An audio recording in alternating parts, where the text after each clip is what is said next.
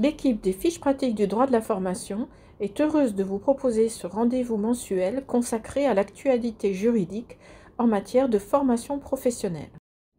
Une instruction de la Direction générale de l'emploi et de la formation professionnelle du 30 avril 2024 fixe les modalités de mobilisation du FNE Formation par les entreprises ainsi que les modalités de conventionnement entre l'État et les OPCO dans ce cadre pour 2024. Des changements importants interviennent sur les axes de formation éligibles et sur l'enveloppe globale financière. Il n'y a pas d'ajustement en revanche sur les aspects techniques de la mise en œuvre du FNE Formation. Les formations sont toujours d'un an maximum, les frais éligibles et les taux d'engagement sont identiques.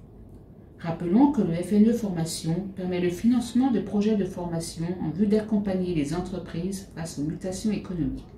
Ce financement peut bénéficier à tous les salariés, indépendamment de leur catégorie socio-professionnelle ou de leur niveau de diplôme, à l'exception des salariés en contrat d'apprentissage ou de professionnalisation. Pour les formations éligibles, il s'agit, comme en 2023, de celles en rapport avec les transitions écologiques, alimentaires, numériques, mais aussi, et c'est assez nouveau, la transition démographique pour tenir compte du vieillissement de la population et des enjeux de la petite enfance dans les secteurs santé humaine, sociale et médico-sociale. Au sein de ces axes prioritaires, le financement visera avant tout les formations à destination des PME et celles favorisant le maintien dans l'emploi des personnes âgées de 55 ans et plus. En complément, le FNE Formation pourra aussi être mobilisé pour des formations répondant aux besoins liés à l'organisation des Jeux olympiques et paralympiques ou des WorldSkills 2024.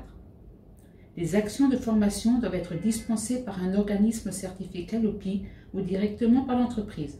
Leur durée est de 12 mois maximum. S'agissant des frais pris en charge, il peut s'agir des frais personnels des formateurs et participants, des coûts de fonctionnement tels que les frais de déplacement et d'hébergement. Il peut s'agir aussi des dépenses de matériaux et de fournitures, de l'amortissement des instruments et des équipements au prorata de leur utilisation pour le projet de formation. Peuvent aussi être pris en charge les coûts des services de conseil et les coûts généraux indirects. L'intensité du financement dépend de la taille de l'entreprise. Pour les petites entreprises, à savoir celles employant moins de 50 personnes et dont le chiffre d'affaires annuel ou le total de bilan annuel n'excède pas 10 millions d'euros, la prise en charge est de 70%. Pour les moyennes entreprises, celles employant moins de 250 personnes et dont le chiffre d'affaires annuel n'excède pas 50 millions d'euros ou dont le total de bilan annuel n'excède pas 43 millions d'euros, la prise en charge est de 60%. Pour les grandes entreprises, la prise en charge est de 50%. Tout autre cofinancement public est interdit. Les OPCO peuvent en revanche mobiliser les fonds provenant des contributions conventionnelles ou volontaires des entreprises. Concrètement, les entreprises doivent déposer leur demande de prise en charge auprès de leur OPCO qui est chargé de l'instruction. Pour cette année, l'accord de prise en charge doit intervenir avant le 31 décembre 2024 et les formations devront se terminer au plus tard le 31 décembre 2025. On notera que le budget global du FNE Formation est passé de 256 millions d'euros à 96 millions d'euros, soit une enveloppe ramenée à 38% de celle de 2023. Un arbitrage qui s'inscrit certainement dans le cadre de l'économie de 1,1 milliard d'euros que le ministère du Travail doit faire sur son budget en 2024.